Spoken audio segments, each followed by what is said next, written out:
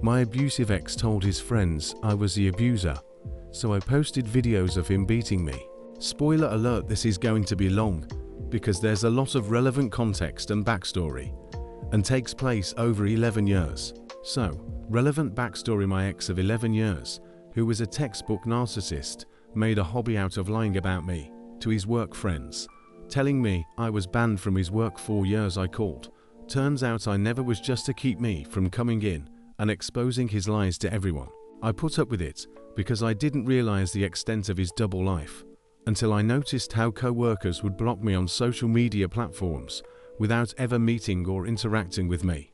He pretended like it was a coincidence, then started blaming one friend for spreading rumors about our relationship, even if it wasn't him.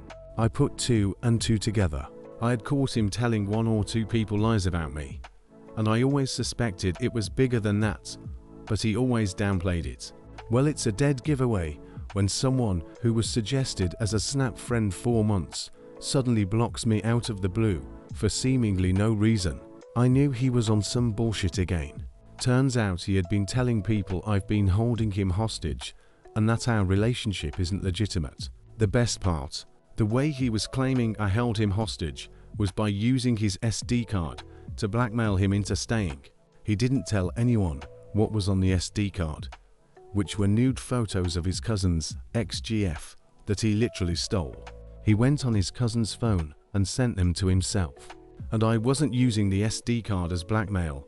I'd already told the victim about what I found. She chose not to press charges. So what else was there to use it for against him? I refused to give it back because he told me once that there was a way to recover deleted SD card files, and I did not want him to somehow recover these photos of another woman that too he stole without her consent. Fast forward to this month, when I find out the extent of his lying about me, baffled how he could leave such a huge part of the story out without others questioning it. So I suspect he filled in the missing info with other lies. It's hard to tell what he said to most people, because I've come to learn that he has different versions of the story for different social groups. I decided enough was enough, and I wasn't going to let him tarnish my reputation for some sick sympathy game he's playing with his female co-workers. I made an Instagram account and I uploaded videos painting the full picture of our relationship, and it wasn't pretty. We have been separated for about 6 months currently, and in that time I've healed and tried to forget how it was being with him. But while looking through the dozens of fights I'd recorded with my phone in my lap over the years, it finally hit me just how abusive he actually was. I had videos of him hitting me dozens of times, screaming his head off at me for insanely stupid reasons, like getting him a water he apparently didn't want, and admitting to stealing his friend's nudes, and admitting that he plans to flat out lie about me to the police to get me in trouble. It was all recorded in 4K. Most of the videos contained his face and voice and everything. I had absolutely no problem taking these videos and posting them as reels for all his friends to watch. I added the real context of the SD card that he was claiming was using to victimize him, and I included a video of him admitting to having stolen the nudes. The victim confirmed they were stolen. She was absolutely mortified, so it's not like he cheated, and told me they were stolen. Once I felt I had adequately shown our true relationship dynamic, which was unfortunately extremely violent and abusive on his part, and the exact opposite of who he pretended to be to his friends, I added every single person I knew who suspected he told these lies to. I figured it was better than trying to send all these people a bunch of videos, and boy was I successful. I've gotten more support than I expected, but it came slowly. People who had public pages, I would like a post to guide them to my page. Those with private accounts were added and instructed in my bio to not accept my follow request, so that he couldn't tell who had been added. Everyone followed that instruction extremely well. People watched my reels, some unfriended him, some liked and or shared my reels, and some people took a few days, but ultimately came and looked through my posts.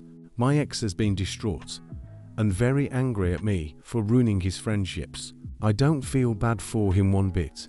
Any friendship I ruined was ruined because people don't like being lied to, and all he does is lie. Those friends simply decided not to let him manipulate them again, or decided that his moral character was not up to standard after seeing him beating me and stealing women's nudes. He keeps insinuating suicide, but he's done that for 11 years straight, and it's lost its meaning.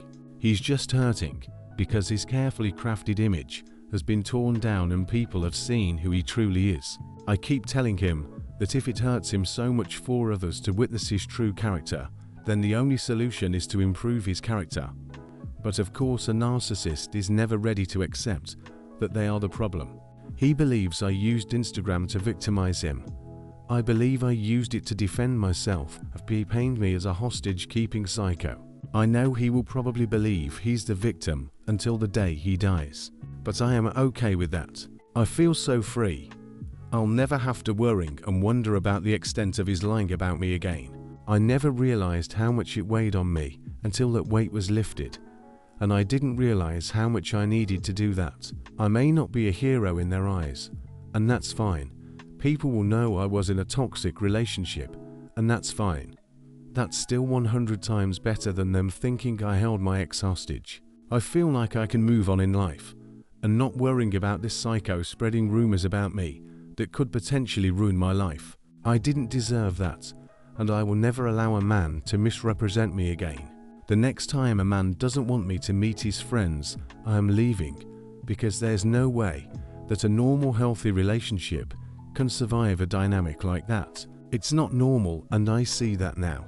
Finally, I can rest knowing that I defended myself extremely well, and I will never have to worry about this man's rumors ever again. The truth is out, and it's not going away. I can always use it to add more people if needed, but something tells me he'll probably reevaluate his story before telling the same one again. Now that the context around the SD card is out, I can't imagine how he can use it to victimize himself after this. He may find another way, but it's already been made painfully clear who the abuser in our relationship was. My brain feels like it's drinking fresh ice water in a hot day, just like it did when we first split up and I no longer had to endure him screaming at me all night. I'm going to rest now and find a way to celebrate tomorrow. I'll check replies then. Good night and thanks. If you read all this, remember that everything can get better. Even the worst situations can be overcome when you remember to look at it objectively. Sometimes fear is the only thing holding you back from solving the biggest problems.